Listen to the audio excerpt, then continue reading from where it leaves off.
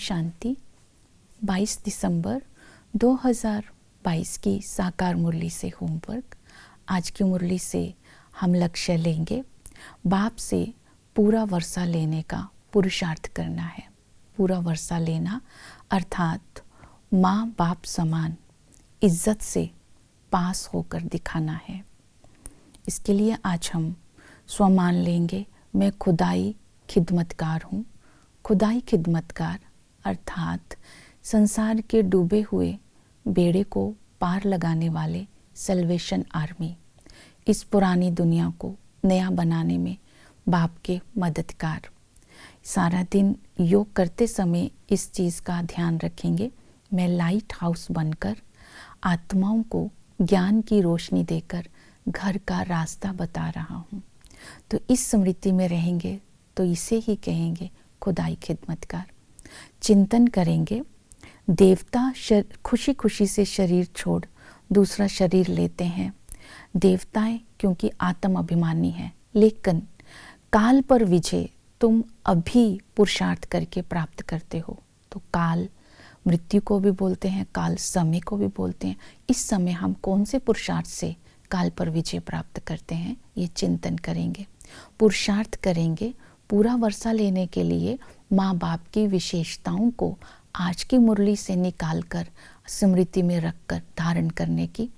जो माँ बाप की विशेषताएं हैं, पहले वो मन मनाभव स्थिति में रहते हैं, कर्म योगी रहते हैं, ट्रस्टी रहते हैं और संतुष्ट रहते हैं।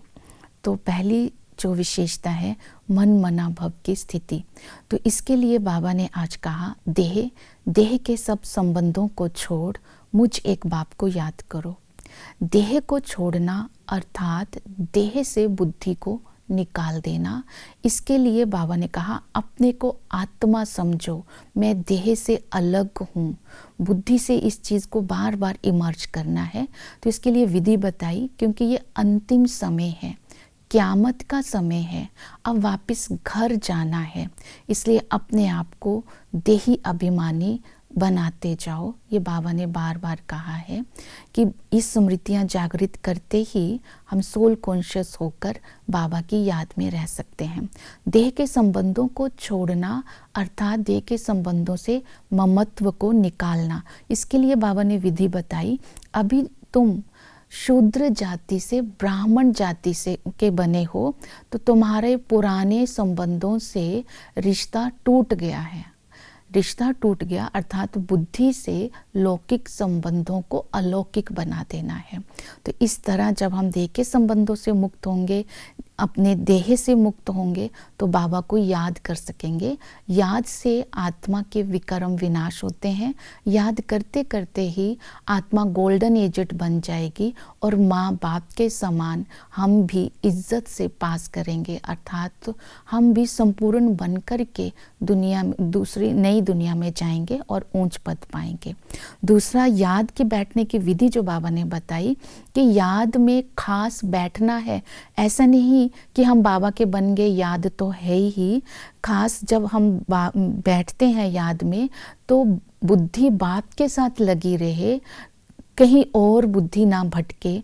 अपनी परीक्षा लेते रहना, कहीं वृत्ति चलायमान तो नहीं होती। सब कुछ देखते हुए भी अपनी जो याद है वो बाबा की रहे। ट्रस्टी होकर रहने के लिए बाबा ने कहा, घर गृहस्थ में रहते सब कुछ संभालते हुए ट्रस्टी करके रहो, अर्थात किसी भी चीज़ से ममत्व नहीं रखो। क्योंकि इस समय हम बाबा को कहते हैं कि बाबा सब कुछ आपका है, तो बाबा भी कहते हैं मेरा सब कुछ तुम्हारा है। अर्थात जो भी ये प्रॉपर्टी है ये कंबाइंड है, इसके तुम मालिक हो, क्योंकि तुम ब्राह्मण बच्चे बनते हो। ये जो सेंटर है या मधुबन है, ये हॉस्पिटल भी है और कॉलेज भी है। ये सोर्स ऑफ इनकम है, यहाँ हेल्थ और वेल्थ मिलता है। तो यहाँ आकर रहना नहीं है, ट्रस्टी बनना है। फिर विशेषता है कर्म योगी की। तो आज हर कर्म बाबा की याद में करना है, इसलिए कहते हैं दिल यार डे हाथ कार डे। इस स्लोगन को आज याद रखेंगे। और संतुष्ट बनना है, इसके लिए बाबा ने कहा कि कोई कैसी भी आत्मा संपर्क में आए तो उस आत्मा को संतुष्ट करना है। जब हम स्वयं संतुष्ट रहेंगे तो दूसरों को संतुष्ट कर सकेंगे। इसलिए विशेष अटेंशन देना है, पुराने स्वभाव और संस्कारों को अपने जीवन से निकाल देना है। तब दाना दाने से मिलेगा, हम माला का दाना बन जाएंगे और माँ बाप समान हम भी सहज ही पास हो जाएंगे, अर्थात बिना सजा खाए तब ऊंच पद पाएंगे। ओम शांति।